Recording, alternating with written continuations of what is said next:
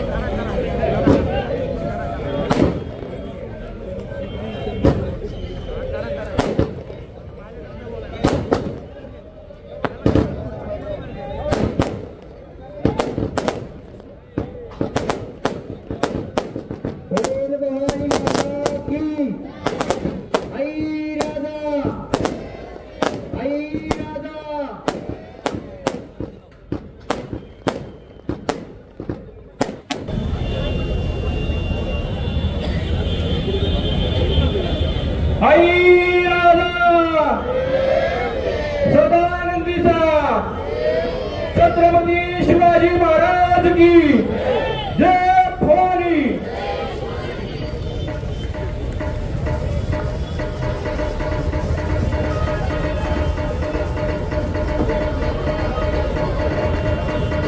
Social मीडियावरती त्यांनी photo टाकले होते. अवघ्या क्षणार्धात पिटूभाई आणि मी त्या ठिकाणी पोहोचलो. स्वतःच्या गाडीमध्ये त्यांना त्यांना इथे पोहोचवलं आणि त्या मुलांना आपण काय बोललो समोर ही मुलं आहे कशी परत एकदा सुंदर झाली. आपण उठून जाण्यासाठी टाळ्या वाजवा. आपण या मुलांना आशीर्वाद द्या. आपण या मुलांना आशीर्वाद द्या. आपण असं काम करणाऱ्या त्या एवढीच विनंती मला करायची आहे. आई राजा हे काम आपल्या दादांचं आहे. म्हणून माझ्या माता भावांनो, माझ्या तुळजापूर वासियांनो आपल्याला राहायचंय. एवढी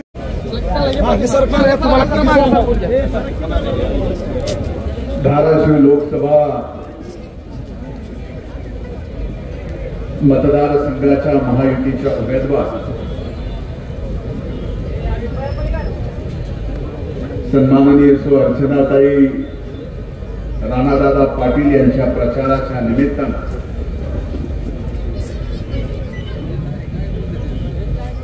आई तुळजाभवानीच्या या तुळजापुरात होत असलेल्या या जाहीर सभेला उपस्थित या भागाचे लोकप्रिय आमदार माजी मंत्री आदरणीय राणादादा पाटील, माननीय सुनीलजी चव्हाण, महेंद्रजी दुर्गडे, अनिलजी खोचरे, गोकुळजी शिंदे, पिंटू भैया गंगने, शुभम कदम, अमरराजे कदम, अर्चनाताई गंगने, बबलू सूर्यवंशी, विक्की घुगे, संतोष बोबडे, अमित शिंदे, व्यासपीठावर महायुतीचे भारतीय जनता पार्टी, राष्ट्रवादी काँग्रेस पक्ष, शिवसेना, मनसे, रिपाई, रासप सर्व घटक पक्षाचे सन्माननीय नेते आणि आजच्या या विशाल जाहीर सभेला प्रामुख्याने उपस्थित असलेल्या सर्वाधिक संख्येने माझ्या माय मावल्या, वडीलधारी मंडळी, उत्साहात असलेल्या माझ्या तरुण भावांनो आणि इथं उपस्थित पत्रकार मित्रांनो,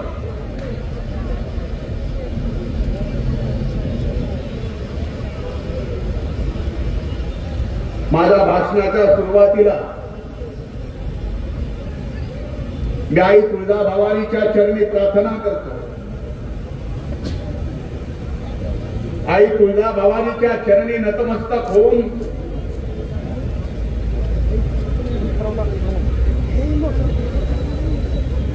येणाऱ्या 7 तारखेला या धाराशिव लोकसभा मतदारसंघातील मायबाप जनतेला या भागाचं खासदार म्हणून अर्चनाताईंना निवडून द्यावं अशी सद्बुद्धी आई भवानी या ठिकाणी देवो ही ईश्वर चरणी प्रार्थना करतो. तुळजा भवानी चरणी प्रार्थना करतो. खर तर राणादादांनी भाषणात मुद्दे मांडताना सांगितलं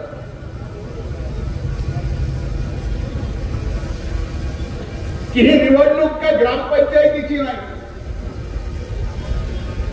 ही निवडणूक नगरपालिकेची नाही, नगरपंचायतीची नाही, पंचायत समितीची नाही, जिल्हा परिषदेची नाही, विधानसभेची नाही. ही निवडणूक आहे देशाची आणि अशा देशाची जी जगात सर्वात मोठी लोकशाही असणारा देश आहे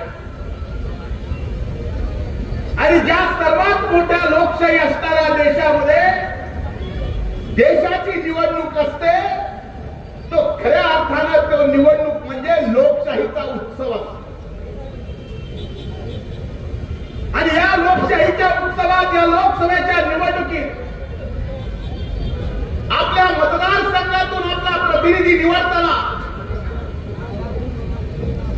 तो देशाच्या प्रधानमंत्र्याच्या पाठीमागे किती ताकदीनं उभं राहणारा आणि हा देश कुठल्या माणसाच्या ताब्यात द्यायचा हे ठरवणारा. आता मला सांगा, अनेक घोषणा यांनी दिल्या, दादाने दिल्या. आता संबंध जग, मी देश म्हणत नाही, संबंध जग ज्या वेळेस या देशाच्या निवडणुकीच्या बाबतीत चर्चा करतो तर आपल्या देशातली मायबाप जनता तर म्हणते आपकी बार, तीसरी बार, आपकी बार, हे फक्त देशात नाही तर जगामध्ये चालू आहे.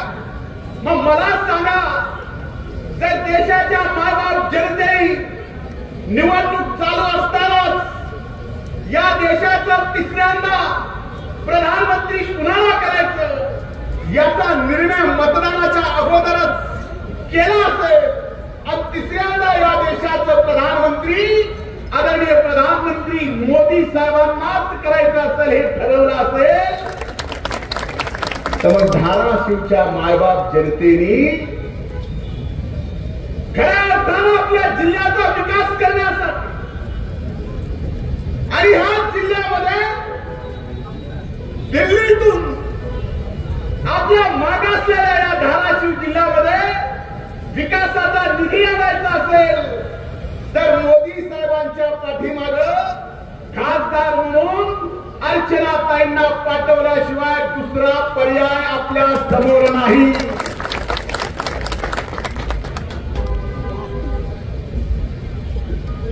मी आभार मानतो दादा आपले आणि आई भवानीच्या समोर ज्या चौकामध्ये भाषण होत आहे त्या चौकामध्ये अनेक मान्यवर महाविकास आघाडीच्या नेत्यांची सुद्धा भाषण. मी आभार यासाठी मानतो की 2019च्या निवडणुकीचा निकाल विधानसभेचा लागला. निकाल लागला त्यावेळेस युती म्हणून लढणाऱ्या भाजप आणि शिवसेनेला या राज्यातील जनतेने बहुमत दिलं आणि बहुमत दिल्यानंतर जे काही प्रकार घडला तो उभ्या महाराष्ट्राने पाहिला.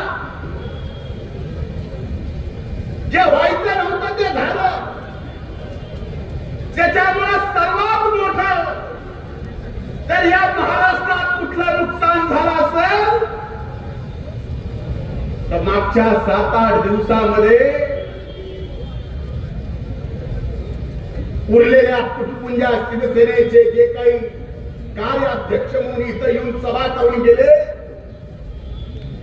त्यांच्या प्रत्येक भाषणात कुलस्वामिनी तुळजाभवानीचं नाव असतं.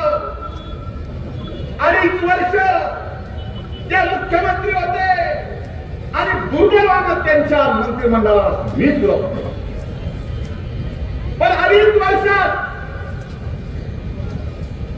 प्रत्येक महाराष्ट्रातल्या सभेत आई तुळजाभवानीचं नाव घ्यायचं आणि ज्या वेळेस आई तुळजाभवानीचा प्रस्ताव प्रसाद योजनेमधून केंद्राकडे पाठवायची वेळ आली, त्यावेळेस मात्र आई तुळजाभवानीचा यांना विसर पडावा.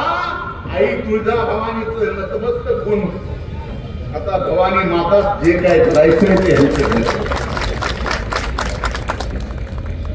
यामुळे मी दिलगिरी व्यक्त करतो, आभार यामुळे मानतो की 1 वर्ष झालं महायुतीचं सरकार आलंय आणि सरकार आल्या आपण आई तुळजाभवानीच्या या मंदिराचा आणि शहराच्या विकासासाठी 1100 कोटी रुपयाचा निधी या ठिकाणी आणला.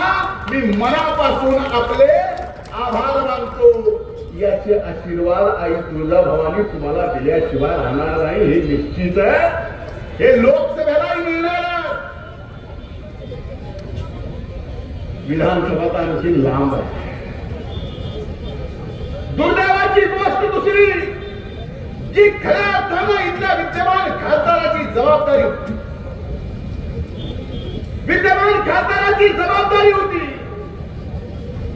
अरे मागच्या 2014च्या त्या काळामध्ये मोदी साहेब प्रचाराला आले.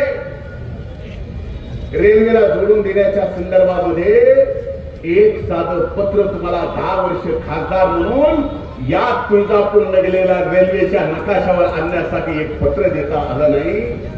एवढंच नाही, तारीख वर्ष माननीय उद्धव ठाकरे राज्याचे मुख्यमंत्री असताना 1 रुपयाचा निधी याच्यासाठी राज्य सरकारने तरतूद केला नाही. एकदा का आई भवानी कोपली र कोपली बाबा, भल्या भल्याचं नीट करती आहे.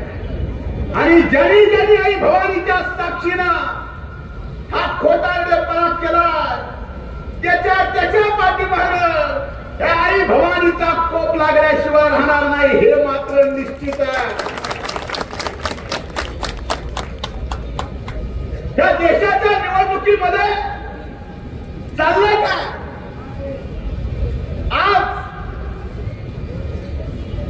इंडी नावाची एक आघाडी मोदी साहेबांच्या महायुतीच्या विरोधात, एनडीएच्या विरोधात, ही अशा प्रकारची निवडणूक आहे की या निवडणुकीमध्ये मोदी साहेबांना प्रधानमंत्री म्हणून होऊ द्यायचं नाही. याच्यासाठी 1 नाही, 2 नाही, 10 नाही, 20 नाही, 30 नाही, 33 पक्ष संबंध देशातले फक्त मोदी साहेब देशाचे प्रधानमंत्री नको म्हणून आज मला अभिमान वाटतो या ठिकाणी सांगायला. एकीकडे भारतीय जनता पार्टी आणि इंडिया जे या ठिकाणी सर्वच्या सर्व लोकसभा मतदारसंघामध्ये निवडणूक लढत्या, भारतीय जनता पार्टी घोषणा केली आहे, महायुतीने घोषणा केली आहे, एनडीएने घोषणा केली आहे अबकी बार 400 पार. आणि विरोधामध्ये आता विरोधातले इथले जे उमेदवार की किती जागा लढवायचे, खुद काँग्रेस संबंध देशात फक्त 240 जागा लढवते. इथं उद्धव ठाकरेची सेना काहीतरी 11 जागा लढवती. इथं काँग्रेस किती 11 जागा लढवती हे आपल्याला माहिती आहे. याचा अर्थ एवढाच की भारतीय जनता पार्टी, एनडीए, राष्ट्रवादी काँग्रेस, शिवसेना एकत्रित येऊन 400 पारचा विचार करतीये. आणि कांग्रेस मात्र अब की बार जम गया तो 50 के पार.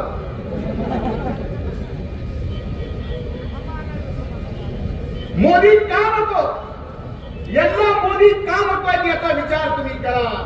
आणि मायबाप जनता म्हणून मोदी आपल्याला का हवे याचं सत्सद विवेक बुद्धीनं विचार करून 7 तारखेला मतदान करा.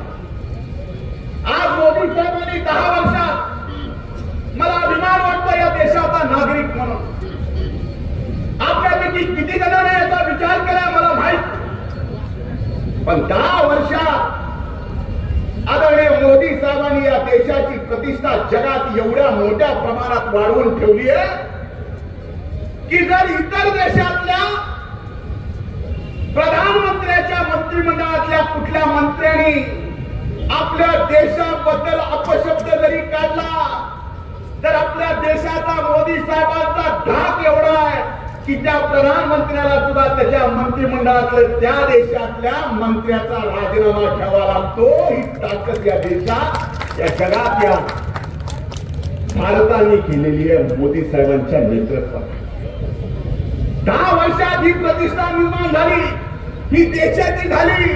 आपल्याला काय मिळालं हे जर तुम्हाला वाटत असेल तर मला सांगा, कधीच या देशात 80 कोटी जनतेला मोफत राशन द्यायचा विषय मागच्या 70 वर्षाच्या सरकारमध्ये झाला का?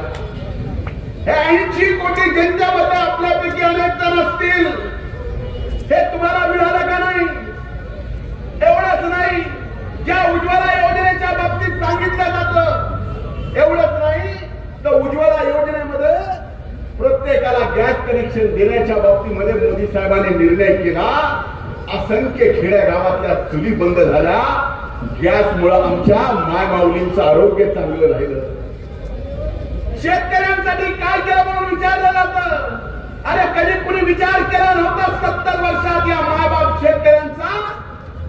ज्या कृषी विभागातला या राज्याचा मंत्री म्हणून मला अभिमान वाटतो सांगायला की 16 हप्ते वर्षाला 6,000 प्रमाणे पीएम किसान सन्मान योजनेतून भले 4 महिन्याला 2,000 का होईना पण 6,000 रुपये वर्षाला शेतकऱ्याच्या आणि या महाराष्ट्रातल्या 1 कोटी खातेदार शेतकऱ्यांच्या खात्यामध्ये मोदी साहेबांचे जमा होतात. सांगायला अभिमान वाटतो. आम्ही महायुतीत गेलो, कृषी मंत्रालय माझ्याकडे आलं. मोदी साहेबांच्या नावाने जर केंद्र सरकार शेतकऱ्याला 6,000 रुपये देत असेल तर मीही शेतकऱ्याचा पोरगा आदरणीय एकनाथराव शिंदे साहेब, देवेंद्र भाऊ दादांच्या नेतृत्वाखालच्या या सरकारमध्ये महाराष्ट्र सरकारने सुद्धा निर्णय केला की शेतकऱ्याच्या खात्यात मोदी साहेबांचे 6,000 जात असतील तर महाराष्ट्राच्या महायुतीचे सरकार सुद्धा शेतकऱ्याला 6,000 रुपये अधिकचे देणार. वर्षाला 12,000 रुपये शेतकऱ्याच्या खात्यात ह्या 10 वर्षात मोदी साहेबांनी दिले. याच्या अगोदर कोणी दिलं? मग आपल्याला मिळालं नाही. आज मला सांगा, शेतकऱ्याच्या शेतीमालाच्या भावाच्या संदर्भात आज चर्चा केली जाते.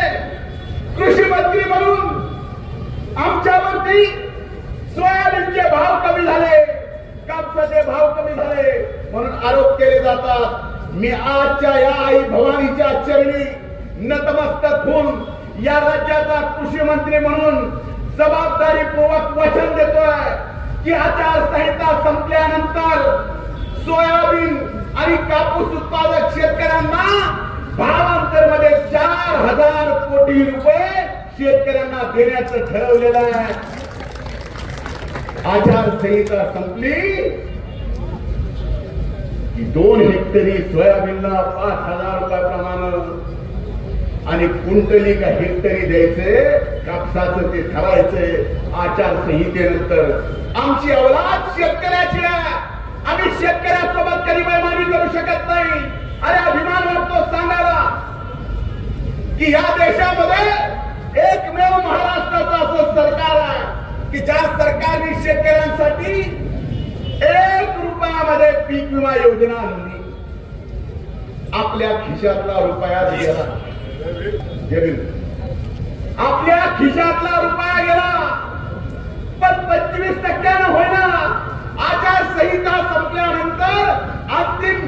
विम्याचा विषय सुद्धा होणार.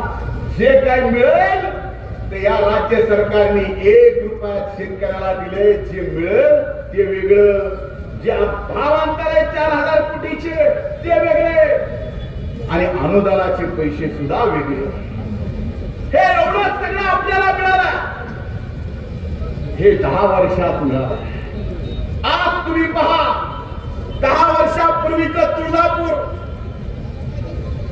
10 वर्षानंतरचं आजचं तुळजापूर, 10 वर्षापूर्वी तुमच्यापैकी अनेक जण देश फिरत होते, ती देशाची अवस्था आणि आज 10 वर्षामध्ये आपण फिरत असताना या देशाची प्रगती झाली का नाही हा प्रश्न मी तुम्हाला विचारतो.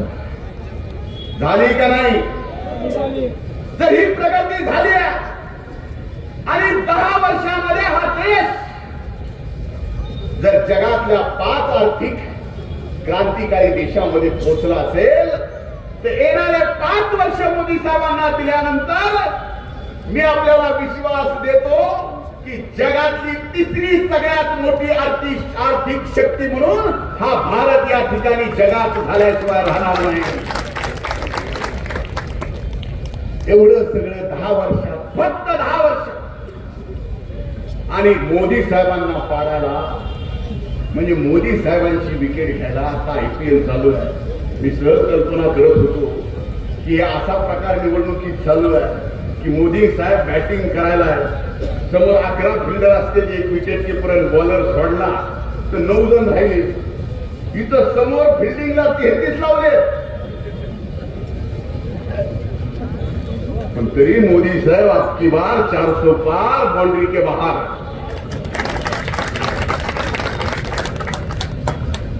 जेव्हा मोदी साहेबच्या निश्चित येणार असतील आणि हे जर देशाने ठरवलेलं असेल तर माझा प्रश्न हा आहे की ज्या इथल्या विद्यमान खासदारांनी वारंवार धाराशिवच्या मायबाप जनतेला फसवलं आणि तुळजाभवानी मातेला फसवलं, एवढंच नाही तर या धाराशिव जिल्ह्यातील माझ्या असंख्य तरुण भावांना फसवलं. त्या तरुण भावांना माझा प्रश्न आहे, 2019चा त्याचा व्हिडिओ काढून बघा. 2019ला हे बाबा म्हणला होता 14,000 नोकऱ्याचा प्रकल्प या धाराशिव मध्ये आला नाही तर 2024ची निवडणूक मी लढणारच नाही. एवढा निर्लज्ज. 14 पोरं लागले नाहीत पण ह्यो मात्र 24 लावला. आता अशाच काय करायचं? मायबाप जनता म्हणून आपल्याकडेच आता आपण संतांच्या भूमीतले.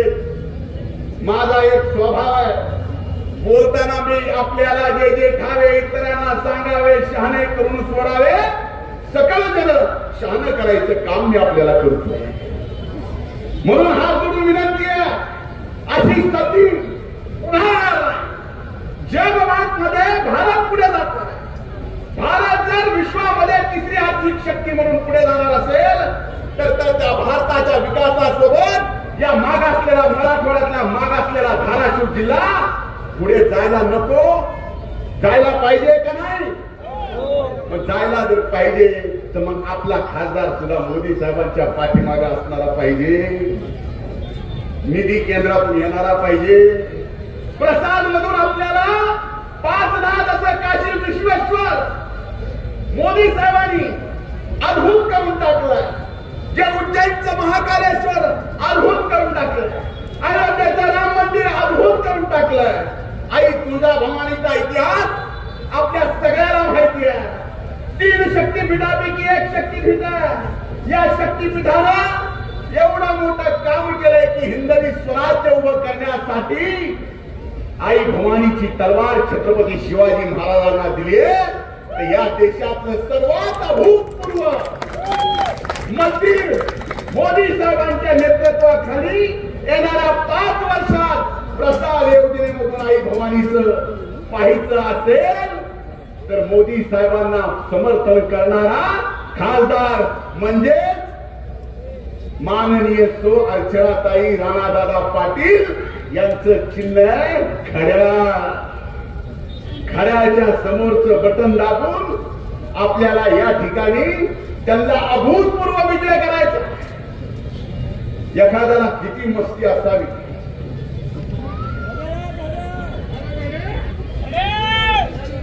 एखाद्याला किती मस्ती असावी हे मला इथं उद्धव ठाकरेंच्या सभेमध्ये इथले उमेदवार जे त्यांच्या पक्षाचे उभे भाषण करताना बोलले.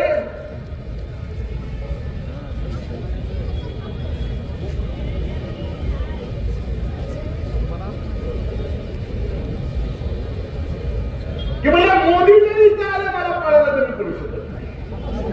आणि इथं मायबाप जनता तुला पाडायला समर्थ आहे, तू कशाला मोदीच्या नादाला लागतो? जगातल्या भला देशाचा प्रधानमंत्री मोदी साहेबांच्या नादाला लागला, तू इथलं शेंबडपा नादाला लागायला लागला. कोणासमोर? ज्यांच्या पक्षाचे तुकडे तुकडे झाले.